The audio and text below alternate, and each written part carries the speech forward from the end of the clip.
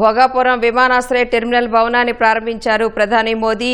అనంతరం విమానాశ్రయ టెర్మినల్ భవనాన్ని పరిశీలించారు ఆయన. విమానాశ్రయ టెర్మినల్ భవనం గురించి ప్రధానికి జిఎంఆర్ సంస్థ చైర్మన్ వివరించారు.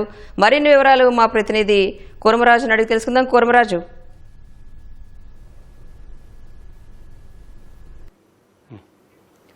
రాణి, మొత్తం ఉత్తరాంధ్ర వాసులే కాదు, ఆంధ్రప్రదేశ్ మొత్తం, ఇప్పుడు భారతదేశం మొత్తం ఆంధ్రప్రదేశ్ వైపు చూస్తోంది. భోగాపురం అంతర్జాతీయ గ్రీన్ఫీల్డ్ విమానాశ్రయ ప్రారంభోత్సవం ప్రధానమంత్రి నరేంద్ర మోదీ కొద్దిసేపటి క్రితమే ఈ ఎయిర్పోర్ట్ టెర్మినల్ చేరుకొని మొత్తం వాటన్నిటిని పరిశీలిస్తున్నారు.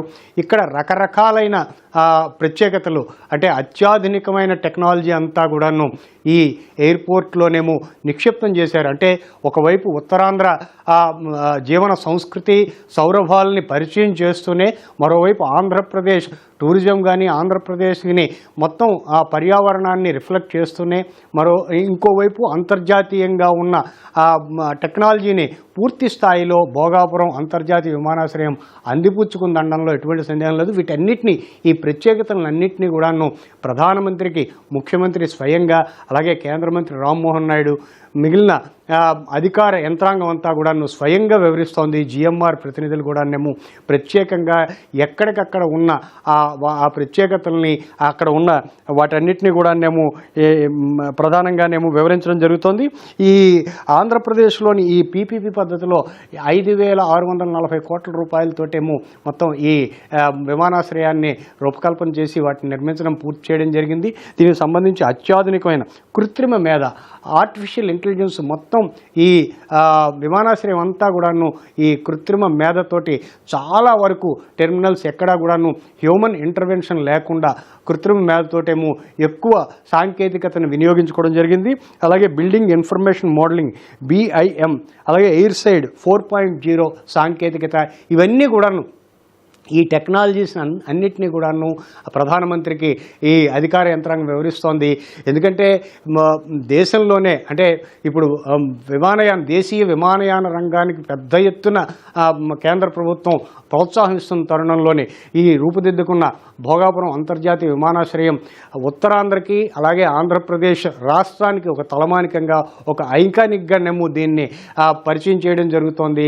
అందుకే నేరుగా ప్రధానమంత్రి స్వయంగా ఇటీవల కాలంలో చాలా విమానాశ్రయాల ప్రారంభోత్సవాలు దేనికి హాజరు కాకపోయినా ఆంధ్రప్రదేశ్ ప్రభుత్వం ఇచ్చిన ఆహ్వానం మేరకు కూటమి ప్రభుత్వంలో భాగస్వామ్యంగా ఉన్న చంద్రబాబు నాయుడు అలాగే వీరంతా వెళ్ళి కోరడంతోటేమో ప్రధానమంత్రి నేరుగా స్వయంగా నేను వచ్చి ప్రారంభోత్సవం చేస్తాననేసేమో ఆయన సమయం ఇవ్వడం జరిగింది.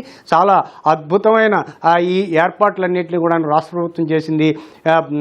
ప్రపంచ రికార్డుతోటి ధింసా నృత్యాన్ని ప్రధానమంత్రికి స్వయంగా అవి చూపించడానికి మొత్తం కొన్ని పదుల సంఖ్యలో, అంటే దాదాపు 16,000కు పైగా మంది విద్యార్థులతోటి ఈ ధింసా నృత్యాన్ని ప్రత్యేకంగా రూపొందించారు. ఇక విమానాశ్రయానికి సంబంధించి మొత్తం 5,000 బస్సులు మొత్తం రాష్ట్ర వ్యాప్తంగా అన్ని జిల్లాలు, సుదీర్ఘమైన జిల్లాల నుంచి ఉత్తరాంధ్ర జిల్లాల వరకు పెద్ద సంఖ్యలో మొత్తం జనాలు రావడం, మొత్తం జనం ప్యాక్ అంతా అయిపోయింది. అక్కడ ఈ విమానాశ్రయానికి ప్రధానమంత్రిని ప్రత్యేక విమానంలో ఢిల్లీ నుంచి రావడం జరిగింది. ఆ ప్రధానమంత్రిని ముఖ్యమంత్రి చంద్రబాబు, ఉప ముఖ్యమంత్రి పవన్ కళ్యాణ్, అలాగే కేంద్ర మంత్రి రామ్మోహన్ నాయుడు వీరంతా కలిసి ఆయనకి స్వాగతం పలికారు. స్వాగతం పలికిన తర్వాత ఆ టెర్మినల్ అక్కడ ప్రత్యేకంగా, అంటే ఈ ఎయిర్పోర్ట్ నిర్మాణానికి సంబంధించి కూడాను ఒక ప్రత్యేకమైన ప్రదర్శన ఏర్పాటు చేశారు. ఆ ప్రదర్శనను కూడాను ఆ ప్రధానమంత్రి తిలకించారు. తిలకించిన తర్వాత ఈ ప్రధానమైన వేదిక దగ్గరికి వచ్చే అవకాశం ఉంది.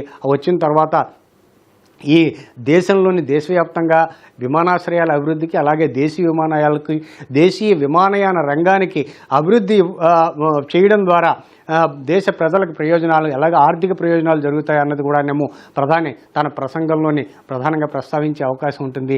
మరో ముఖ్యమైన అంశం ఏంటంటే ఉత్తరాంధ్ర ప్రజలకి, ప్రత్యేకించి ఆంధ్రప్రదేశ్ విశాఖపట్నం ప్రజలకు సంబంధించి మనం ఇప్పుడు ఈ విమానాశ్రయం కేవలం ఇది ఒక విమానాశ్రయంగా కాదు, ఇది ఒక ఆర్థిక ప్రగతికి, పురోగతికి ఇదొక కేంద్రంగా ఉంటుందనడంలో ఎటువంటి సందేహం లేదు. ఎందుకంటే విశాఖపట్నం కేంద్రంగానే పలు డేటా సెంటర్లు, గూగుల్తో సహా విస్తృతమైన డేటా సెంటర్లు కానీ అలాగే జాతీయ రహదారి కనెక్టివిటీ, పోర్టుల కనెక్టివిటీ విశాఖతోటి అనుబంధంగా విశాఖ చుట్టూ ఉత్తరాంధ్ర చుట్టూ అల్లుకుని ఉన్నాయి. ఫార్మా పరిశ్రమ అలాగే ధన్యవాదాలు కూర్మరాజు.